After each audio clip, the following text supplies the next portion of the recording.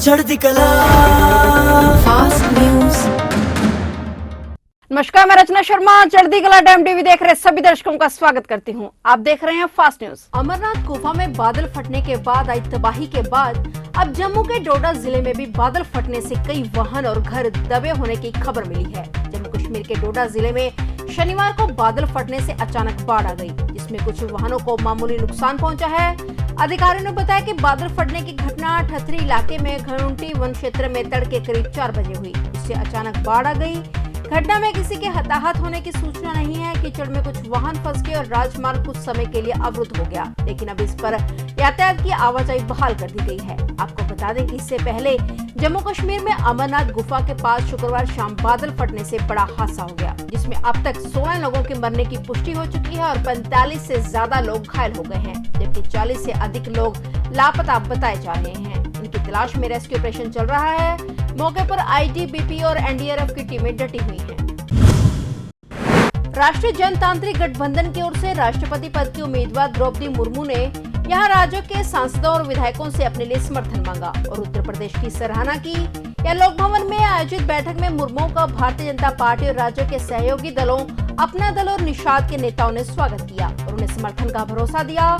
इस बीच मुख्यमंत्री योगी आदित्यनाथ ने अपने सरकारी आवास पर राज्य की राष्ट्रपति पद की उम्मीदवार मुर्मू के सम्मान में रात्रि भोज आयोजित किया। इस रात्रि भोज में भाजपा के सहयोगी दलों के नेताओं के अलावा समाजवादी पार्टी नीति गठबंधन में शामिल सुहेल देव, भारतीय समाज पार्टी के अध्यक्ष ओम प्रकाश राजभर, प्रगतिशील समाजवादी पार्टी लोहिया के अध्यक्ष शिवपाल सिंह यादव, जनसत्ता दल लोकतांत्रिक के अध्यक्ष रघुराज प्रताप सिंह और बहुजन समाज पार्टी के विधायक उमा शंकर सिंह भी शामिल हुए। राज्य के मंत्री और विधायकों के साथ इन विधायकों की उपस्थिति इसलिए महत्व रखती है क्योंकि अखिलेश यादव के नेतृत्व वाला विपक्षी खेमा राष्ट्रपति चुनाव में यशवंत सिन्हा का समर्थन कर रहा है। हालांकि आदित्यनाथ द्वारा आयोजित रात्रि भोज में उनकी मौजूदगी ने राजद उम्मीदवार के प्रति उनके झुकाव को इंगित किया है। शिवपाल यादव के कदम को भी इस लिहाज से अहम माना जा रहा है। शिवपाल भी विधानसभा के सदस्य हैं। उत्तर प्रदेश विधानसभा में राजभर की पार्टी के 6 विधायक हैं। यूपी में चित्रकूट के भरतकूप क्षेत्र में आज बड़ा सड़क हादसा हुआ है, जहां रौली कल्याणपुर में झांसी मिर्जापुर राष्ट्रीय राजमार्ग 35 के किनारे बैठे 8 बारातियों को बेकाबू पिकअप ने कुचल दिया। 5 की मौके पर ही मौत हो गई, जबकि 3 को जिला अस्पताल भेजा गया, जिसमें एक ने इलाज के दौरान दम तोड़ दिया।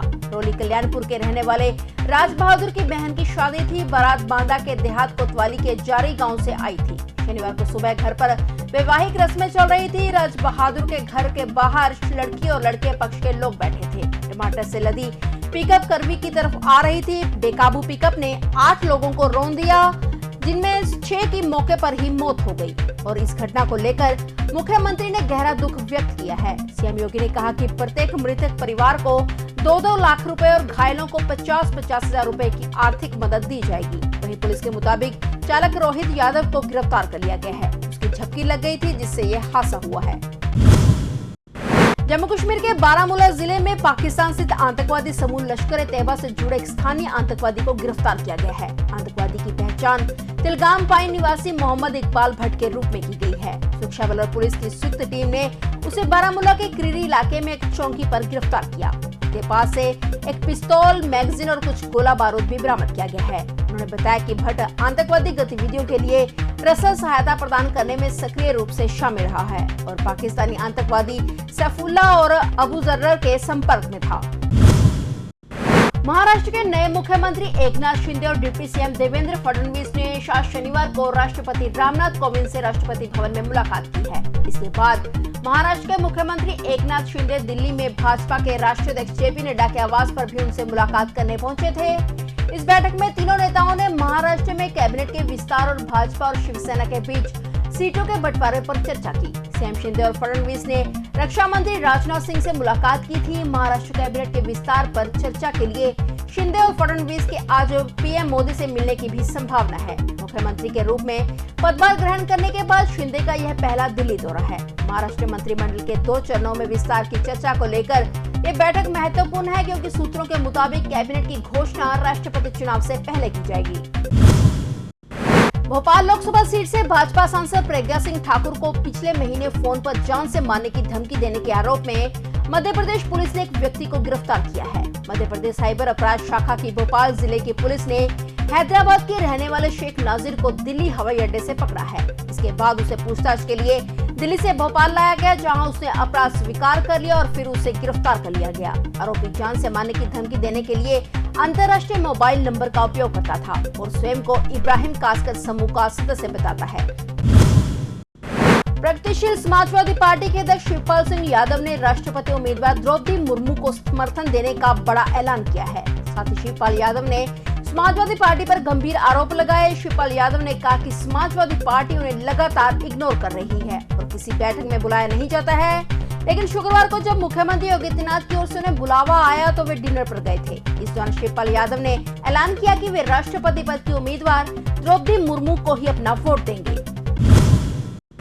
मोगा के गांव ततारियावाला में बड़ी वारदात सामने आई है। यहां एक शख्स ने अपने ससुराल पक्ष के घर जाकर अपने परिवार के सदस्यों पर तलवार से हमला कर दिया और फिर वापस अपने घर आकर आत्महत्या कर ली।